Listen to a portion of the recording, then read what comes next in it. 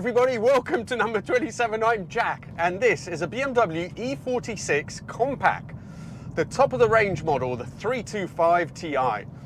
They're really interesting, these compacts. The first generation came out as the E36. BMW at the time were trying to broaden their range. The 3 Series was their bottom rung car. It was still quite expensive. They wanted to be able to rival the Golf. And they thought that the best way of doing that at the time, rather than engineer a whole new car, was to simply chop off a bit of a 3 Series, repackage it a little bit, and launch it as the Compact. It had some quite bad reviews. I mean, on the plus side, it was the only hatch you could get of that kind, which was rear-wheel drive. But all they did was chop off a little bit of the bodywork of the E36. The wheelbase was the same, but having done that, it meant that they couldn't fit the sophisticated multi-link setup on the back of the car. Either they couldn't, that's the official story, or because it was supposed to be a cheaper car, they decided to go with the more simple setup of the previous car. That was the E30. That's a semi-trailing arm rear suspension, which by then was well past its sell-by date. Also, the materials that they used for the cabin weren't quite as nice as the 3 Series, so it was a success. I think it sold pretty well, but it wasn't very fondly remembered. They then came out with this, the E46, and they did things rather differently. Before I tell you more, let's just see how this straight six feels.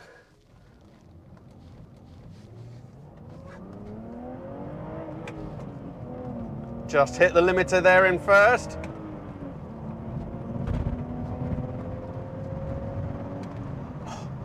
And the answer is, it feels absolutely brilliant. So this is the, I've forgotten the designation for it, but it's the twin Vanos version. This car is also blessed with a 6-speed gearbox. A perfect example here of the kind of nugget that I find when I'm reviewing my footage. Obviously, I meant blessed here, not breast. I must have had other things on my mind. It's only the last year of the Compact which had the 6-speeder, and it had a few other little detail changes as well. This is, let me tell you, it's as smooth as silk. It really is. In first gear, I hit the limiter at just past sort of 6.2, 6.3, I think it was.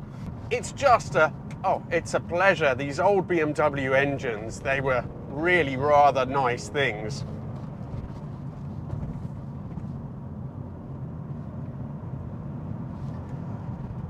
Now, we've just taken it through a few corners, and the way that I have pitched this video is this is the real last bargain BMW, and that it's an affordable mini M3. Does it stand up to that comparison, to that very lofty comparison?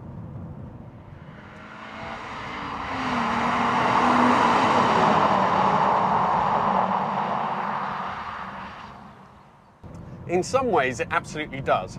Now, the engine, although I love it, it's not as spine-tingling, it doesn't pull as hard, it doesn't have quite the same feel, of course, as the M3 lump. So that's one area where it doesn't quite hit the mark, but in many other ways, it is really, really good, and at least in one way, it's actually better.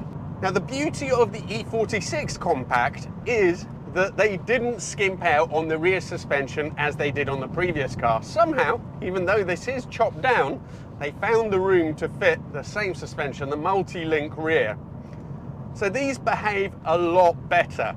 They're much more refined, they ride better, they behave better in the corners. They're more advanced cars. The Compact over the saloon also had a quicker steering rack. I think the coupes initially had a slower rack, and when they did the facelift, they might have fitted this, which I think is called the purple tag rack.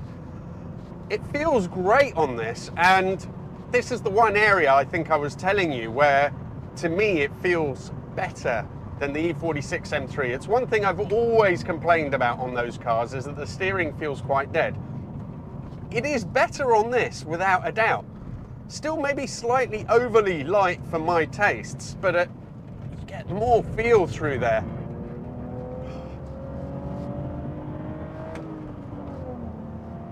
What a laugh this thing is. They weren't that much lighter than the coupes, I think only about 20 kilos, but to me it feels like it's much more chuckable, it's more agile.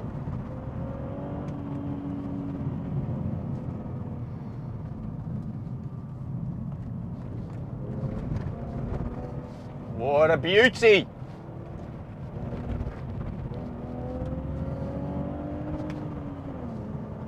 You know what, this is great. There's just enough power there to have fun. And in terms of sort of the ability to cover speed, it wouldn't be as quick A to B as the M3, but in terms of fun, miles per minute, it's absolutely all the way there. The power plant can't quite live up to it maybe, but in every other way, I think it's perhaps more accessible for the average driver than the more powerful car would be. Getting the back to move around as well, this actually has quite a lot of grip. So I think that's another area where an M3 would be a little bit better than this, is that you can bring the back end into play easier than you can on this car, but you just have to drive this differently. The gearbox has a similar feel to the bigger car, so it's got a little bit of graunchiness, of notchiness to it. But from memory, it's actually a little bit lighter and a little bit slicker than the M3 that I had. The interior also is classic E46, so it seems to me that, unlike with the previous version of the compact, they didn't skimp on the materials or anything else. I can't tell from sitting in here that this isn't a normal E46, so you have all the brilliant BMW stuff of that era. Fantastic clear instruments, steering wheel which is just the right size, lovely to hold, brilliant sports seats, which again I think are the same as were in the M3, so they hold you nicely but they're also still comfortable.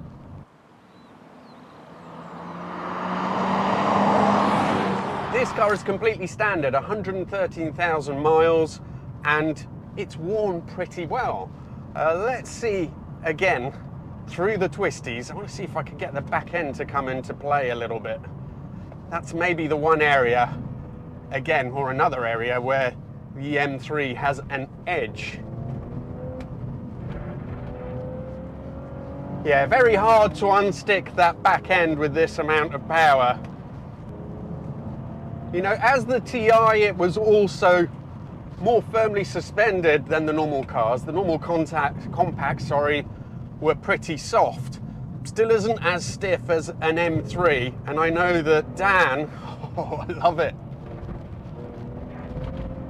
And I know that Dan is thinking of putting an Olin setup on it, and that will definitely make it more chuckable than it is already, but it's very, very good. It's comfortable, the suspension soaks everything up. You have the 6-speed gearbox, which is lovely to use. I'm really impressed by this car, really surprised. Better than I thought it would be. But the engine dominates. It has that spine-tingling feel as it races up from 4,000. One thing perhaps is, it doesn't feel particularly torquey, but because it revs so well, because it's what you want it to do, again, you can't really fault it for that. Do you know what? This is a fantastic car, and it's one of my favorite BMWs. There are, of course, BMWs that are better, but they cost so much more. You can buy one of these for £5,000 or £6,000, get a lot of the feel that you do from the M3, slightly nicer steering, more approachable handling, and they're just an outright bargain. Still feels like you have all the quality of the bigger car. It feels solid, nice interior, comfortable car. What an absolute bargain these are.